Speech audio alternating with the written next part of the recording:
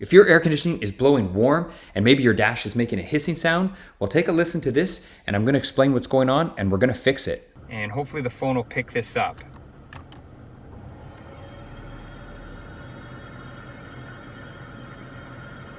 Now what that hissing is it's low on gas or low on refrigerant, and the high side and the low side, there should be liquid on one side, gas on the other side, but now there's gas on both sides because it can't build enough pressure because there's not enough in there.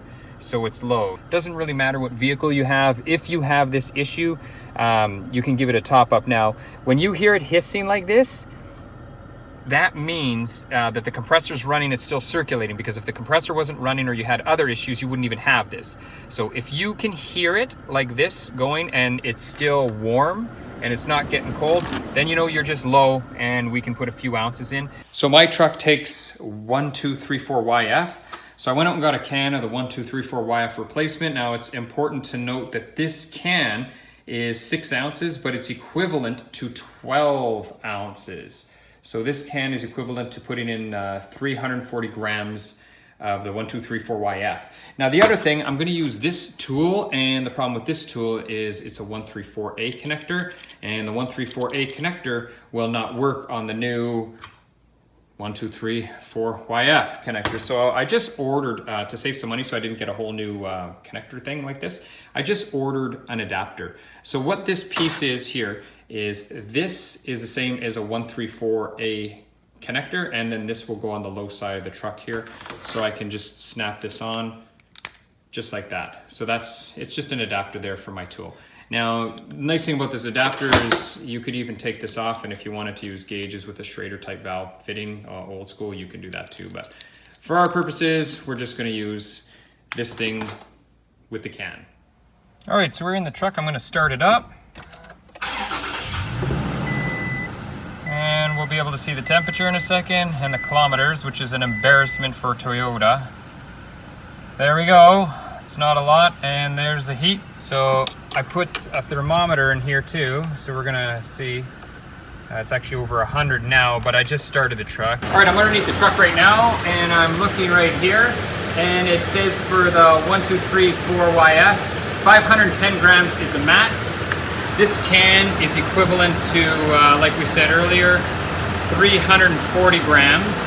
So we know if we put the whole can in, we're not going to overcharge it because this thing isn't cooling at all. But it probably has about half an ounce in it or so, just because the compressor's running. There's a shot of the compressor. You can see the compressor's running. You can see the middle part there, I'll throw up an arrow, is spinning. I'm going to shut the AC off just for a second so you can see what it's like with the AC off. So there you can see there's the center of the air conditioner there. The clutch is disengaged and it's not spinning.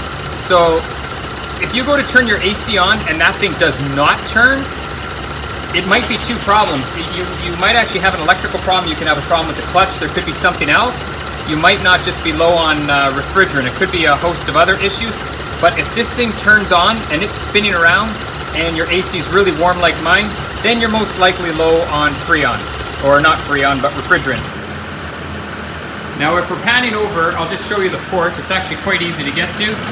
There's the port right there, the low side port, so it's really easy to get to. So we're just going to take it off. There we go, just like so. And we're going to put it to the side where we don't lose it. And we're going to go get our can and we're going to fill it up. So now we're just going to screw our can on, just like so.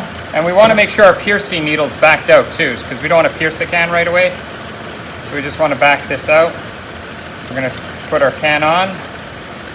Now this can, it says to fill it, this one's supposed to be this end up, so this can likes to be filled when you're holding it this way, upside down. So one important thing to do is once we connect this to the vehicle, what we're going to do is we're just going to back off the can a little bit and then tighten it again, and what that'll do is it'll get rid of any air in the line. We're just going to connect this on right here like so.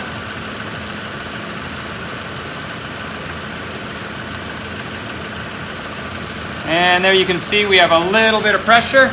Maybe I'll throw up an arrow or something like that. So what I'm going to do is we're going to pierce the can. There we go. And now what we're going to do,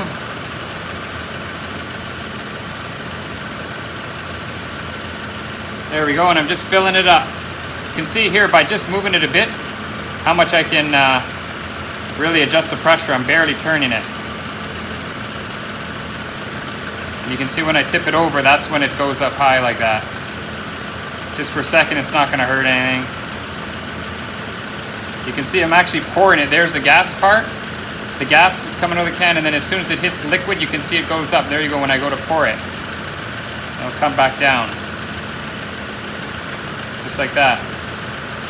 Now I know you don't want to stay here all day with me, but a few things I want to explain. If you look at the gauge right there, you can see it climbing.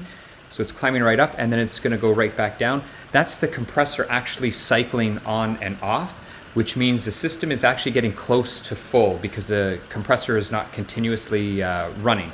So when you see the pressure rise like that, what that means is the compressor has cut out, and then the air is trying to equalize on both sides. And there you can see it's raising again, so that means the compressor's off, and there you go, the compressor turned back on. Just make sure when the pressure goes up like that, you haven't accidentally bumped the valve, because you'll be able to hear when the compressor cuts in and out, because the idle on your vehicle will change, and you'll be able to hear it click. And then we can go inside now, and we can take a quick look and see what our temperature is inside.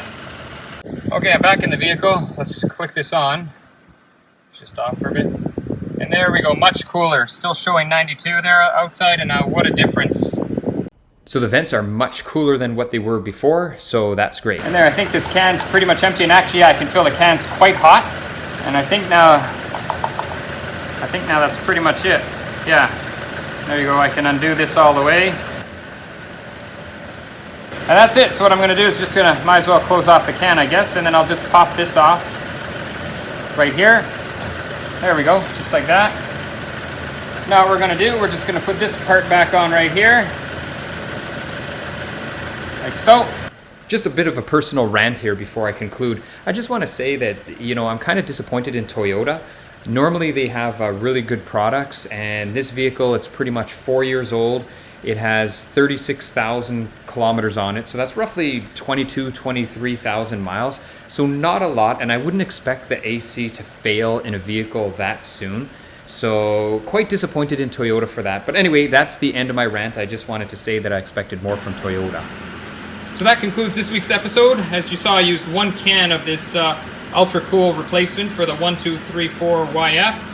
I had my tool and then my adapter to go onto the low side of the vehicle. So if you have any questions or anything like that, leave them below. Other than that, GarageKing over and out. Hope to see you on the next one.